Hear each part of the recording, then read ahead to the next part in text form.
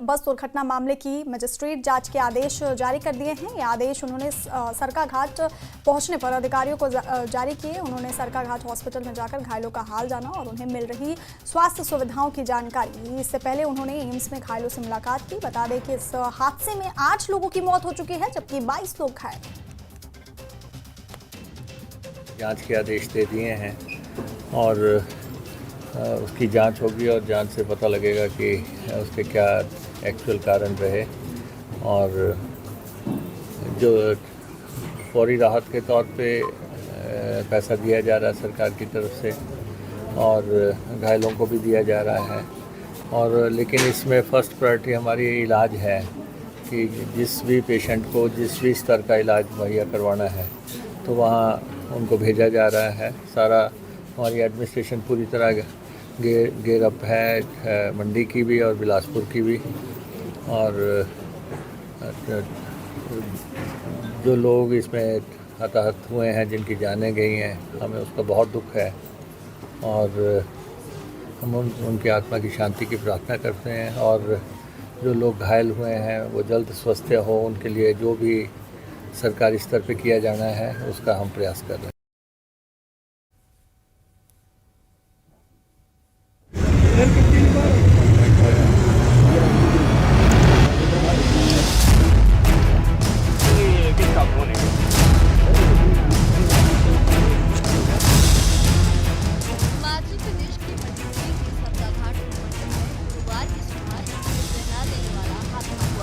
मसेरन गांव के पास तरांगला क्षेत्र में हिमाचल पथ परिवहन निगम यानी HRTC की एक बस अनियंत्रित होकर सड़क से फिसल गई।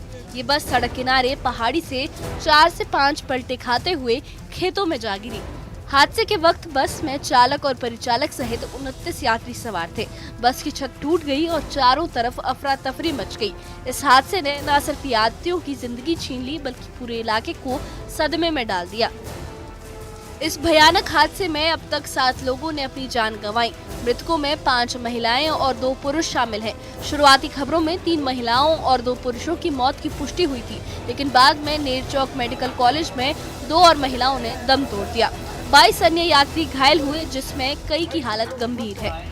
हादसे की तस्वीरें दिल दहला देने वाली हैं। टूटी हुई बस, बिखरे हुए सामान और स्थानीय लोगों की मदद से चल रहा बचाव कार्य। ये मंजर हर किसी के लिए एक दुखद सवाल छोड़ गया है कि आखिर ये हादसा हुआ क्यों। हादसे की खबर मिलते ही स्थानीय लोग और पुलिस मौके पर तुरंत पहुंचे। सरकाघाट के आसपास के गाँवों के लोग बचाव कार्य में जुट गए। उन्होंने घायलों को बस के मलबे से निकालकर अस्पताल पहुंचाने में मदद की। आपातकाल मेडिकल सेवाओं और पुलिस की त्वरित कार्रवाई ने कई जिंदगियों को बचाने में अहम भूमिका निभाई। घायलों को सरकाघाट सिविल अस्पताल ले जाया गया, जहां से गंभीर रूप से घायल यात्रियों को नेरचौक मेडिकल कॉलेज और एम्स बिलासपुर रेफर कर दिया गया।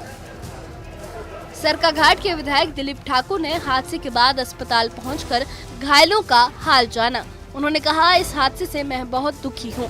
मृतकों के परिवारों के प्रति मेरी गहरी संवेदनाएं हैं, लेकिन सरकाघाट अस्पताल में बेहतर स्वास्थ्य सुविधाओं का अभाव चिंताजनक है। यह अस्पताल 2 विधानसभाओं का केंद्र है, फिर भी यहाँ अल्ट्रासाउंड मशीन तक नहीं है। सरकार की अनदेखी के चलते मरीजों को परेशानी हो रही है।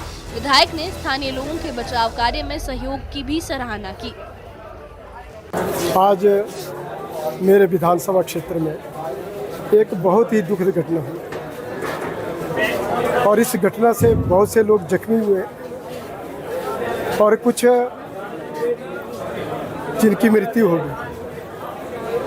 मैं भगवान से प्रार्थना करता कि उनकी आत्मा को शांति मिले और उनके परिवार को भगवान शक्ति दे इस दुख को सहने की। ये घटना बड़ी दर्दनाक घटना है और मैं अपने नौजवान मित्रों का और सरकाघाट की जनता का, जिन्होंने वहाँ मदद की, जिन्होंने वहाँ जितने भी हमारे जख्मी लोग थे उनको निकालने का प्रयास किया, मैं अपने नौजवान मित्रों का, जितने भी वहाँ स्थानीय लोग थे उनका, और मैं यहाँ के स्थानीय जनता का आभार व्यक्त करना चाहता हूँ कि लोगों की मदद से लोगों ने बहुत मदद की है और नौजवान मित्रों ने बहुत मदद की है। और मैं यहाँ के जितने भी डॉक्टर हैं, उनके स्टाफ हैं, मैं उनका भी आभार व्यक्त करना चाहता हूँ। उन्होंने बहुत मदद की। पूरा स्टाफ पूरी तरह से लगा था और सब डॉक्टर लगे थे। मैं उनकी धन्यवाद करना चाहता हूँ। और दूसरा, प्रशासन की तरफ से कोई कमी रही है। यहाँ एम्बुलेंस उपलब्ध नहीं हो पाई।